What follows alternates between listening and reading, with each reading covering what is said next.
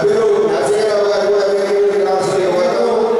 కుడి పక్కన మీడియా మిత్రులకు వేసినటువంటి చైర్స్ పైగా ఉన్న అందరినీ లోపలికి వర్షంగా మిమ్మల్ని అందరినీ కోరుతూ కూర్చోవాలి.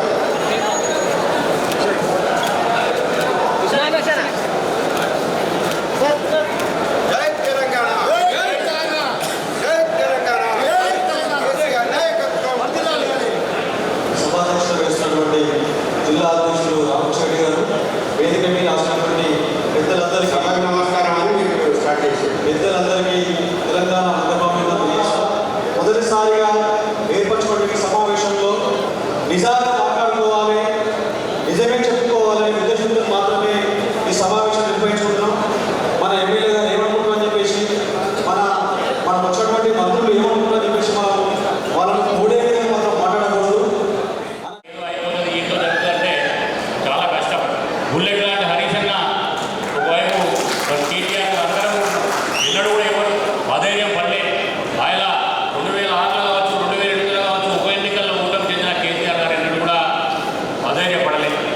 ఆయననే అధైర్యపడింది. ఇలా బ్రహ్మాండమైన కేడరం తెలంగాణ వ్యాప్తంగా భుజం కలిపి చిన్న చిన్న లోటుపాట్లు ఎంతమైంది?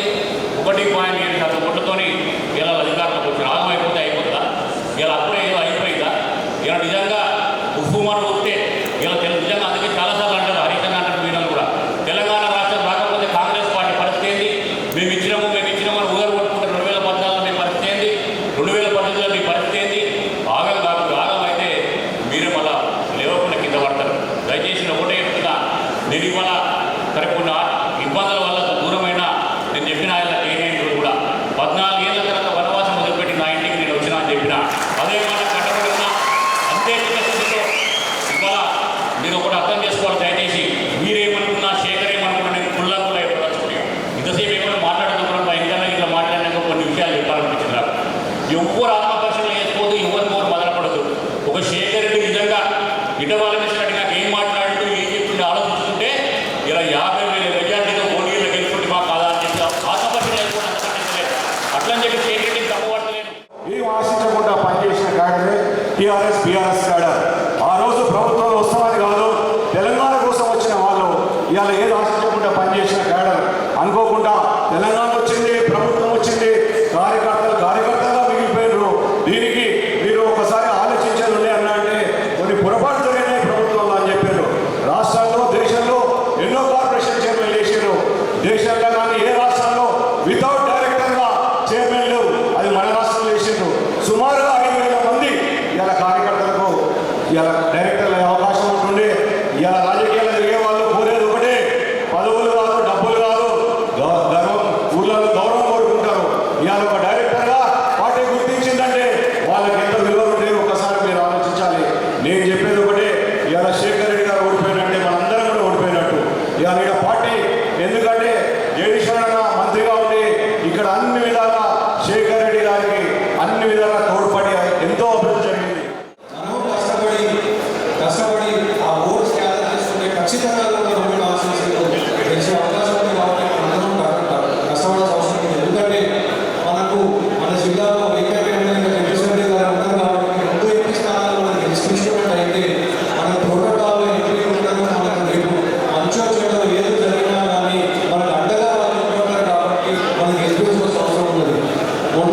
మొన్న జరిగిన ఒక సంఘటన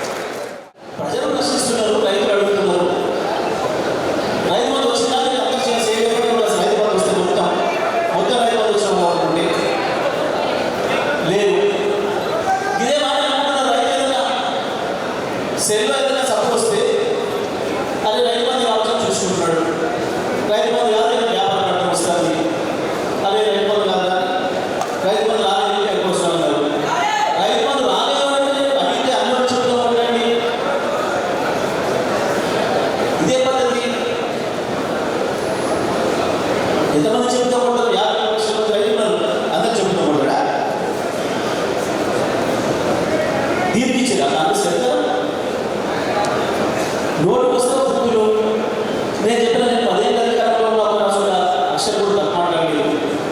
ఉద్యోగ కారణంగా కూడా నేను ఎక్కడ ఆలోచనగా ఈ జిల్లాలో పెద్ద మనుషులు మాట్లాడలేదు.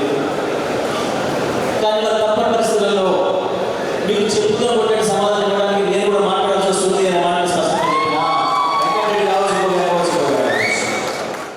ఇంత పెద్ద ఎత్తున భువనగిరి నియోజకవర్గ సమావేశానికి వచ్చిన మా బీఆర్ఎస్ కుటుంబ సభ్యులు జర్నలిస్ట్ సోదరులందరికీ పేరు పేరు నమస్కారం తెలియజేస్తాను.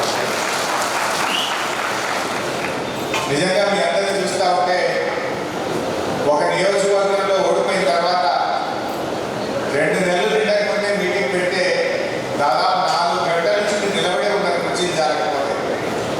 అంటే that shows the strength of our party. మా కార్యకర్తలు ఎంత పట్టుదలగా ఉన్నారని చెప్పి చూస్తాం.